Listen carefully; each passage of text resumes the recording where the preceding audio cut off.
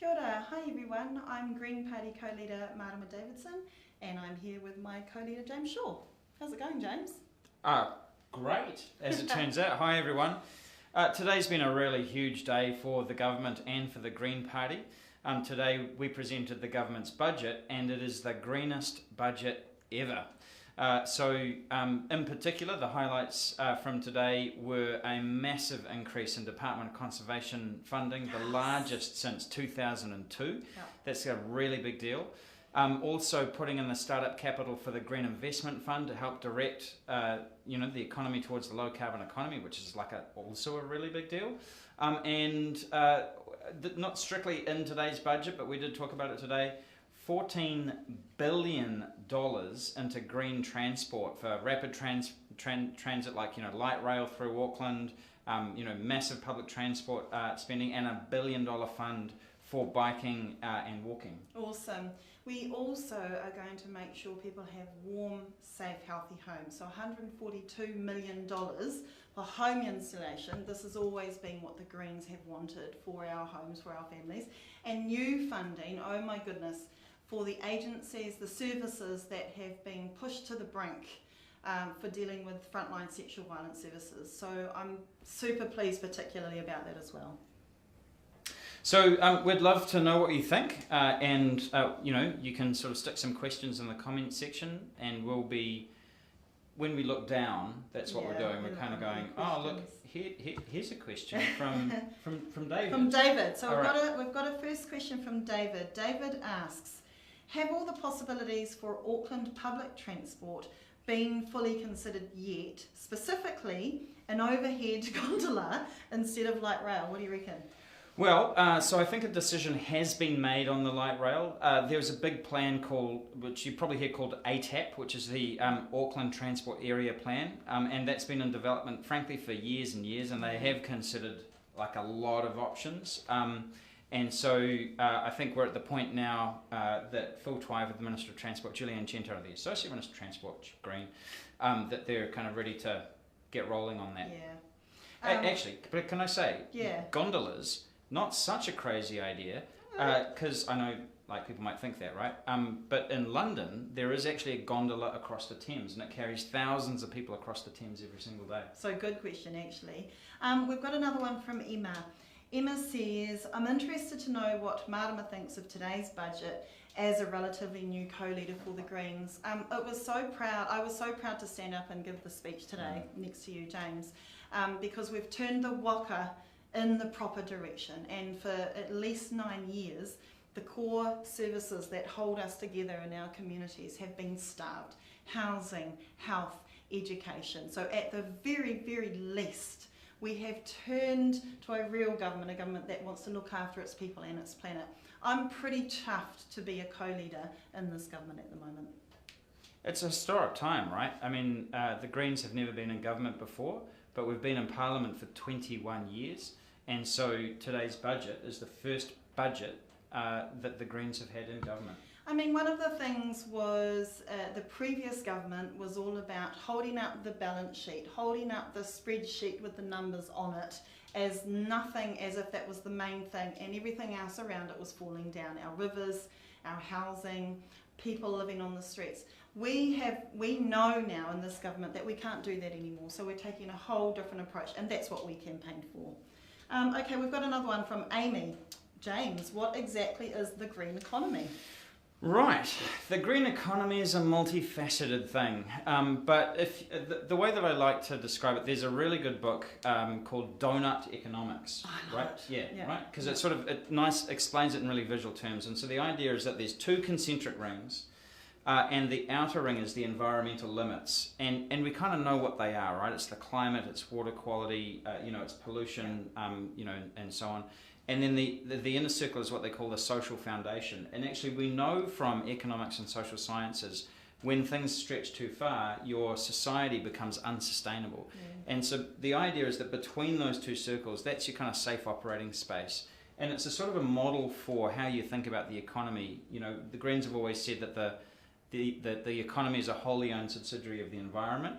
also of society. That's kind of the way to think about it. The thing that I like about donut economics is it also affirms a lot of the indigenous leadership around the world. For example, my nannies on the marae in Ngāti Porou, who have said at the very least, for our economy, for our people, we need to be planning minimum of 100 years ahead. Now, what donut economics is about is basically affirming this thinking, that it's not just thinking for now, it's thinking for well into the future, and therefore we have to live according to how we can sustain ourselves. Okay, we've got another question from Jackson. What do you think the best thing the private sector can be doing to aid in the green investment sector to help? Yeah, so obviously one of the big announcements today was the Green Investment Fund, and the idea is that that's going to have $100 million worth of public money in it, but overseas experience suggests that could attract maybe in the vicinity of about 300 million of private capital. So I don't think that the problem is lack of capital. I think the problem is lack of things to invest in, right? So new technologies, startup businesses, and so on that are actually doing the work of kind of coming up with products and services that reduce our greenhouse gas emissions.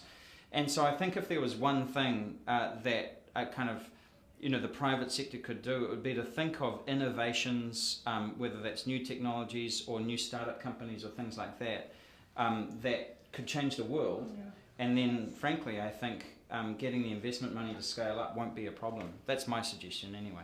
It's also because I think that the leadership on the ground in grassroots communities who understand where we've got to be heading, that's there. We just need to support that. We just need to support that innovation and that creation for the people who understand the changes, the type of economic transformation that is going to happen for us to go forward. Okay, next question we've got from Joe. Joe asks, it's great to see investment in home insulation, but I feel that those most in need won't be able to front up the remaining third of the cost, which means you end up subsidising those who could afford insulation to start with. Are there any solutions to this? Possibility of 100% grants for certain groups of people. One of the first things I've been talking about on TV, including the Hui last weekend, and we'll keep talking about, is solar panels also for state houses, just across the board as well, to make sure that people are also able to heat their homes in a way that, because you heard the story down in King Country about the woman who has been offered solar panels, but state housing hasn't yet gotten to the place where it can store all of them. So that's one thing we'll keep pushing for. But you're absolutely right. We've got to make sure that home insulation is going to be able to get to the people who need it most as well. Yeah. So I think one of the drivers for that is the Healthy Homes Guarantee, which is a bill that government passed before Christmas.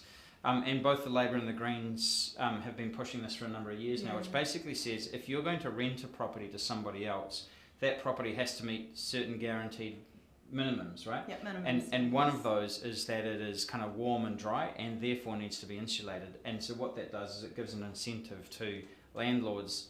They're not going to be able to rent their properties out unless they get them insulated. And so I think that will kind of help as well. Yeah, excellent.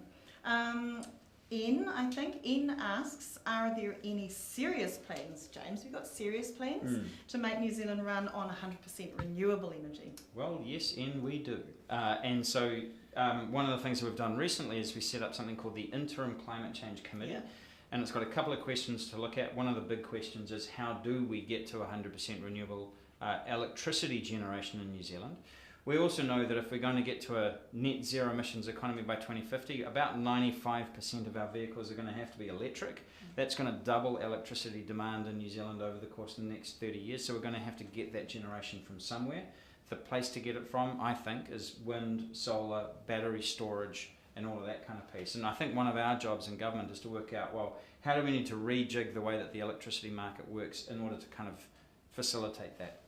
There's a lot of thinking being done in this big report that came out from the Productivity Commission about how we can get there. And I'm really interested in what our viewers, what our people in the communities think are the ideas that are going to help us get there, because I know our people on the ground have these amazing ideas, and I'd really love for you to keep sending them in. Unfortunately, we've just been told our time's up, actually. We've got to get on Computer says so. Yeah, it did. So thank you all for your awesome questions. This isn't the end of talking about the budget. we're going to keep talking about the budget and answering your questions. So we will put some captions on this video, James, so that all of our more of our viewers. I'm not going to. Somebody else will do that. Someone smarter than me and you Yeah, no. will do that. So thanks everyone for your questions.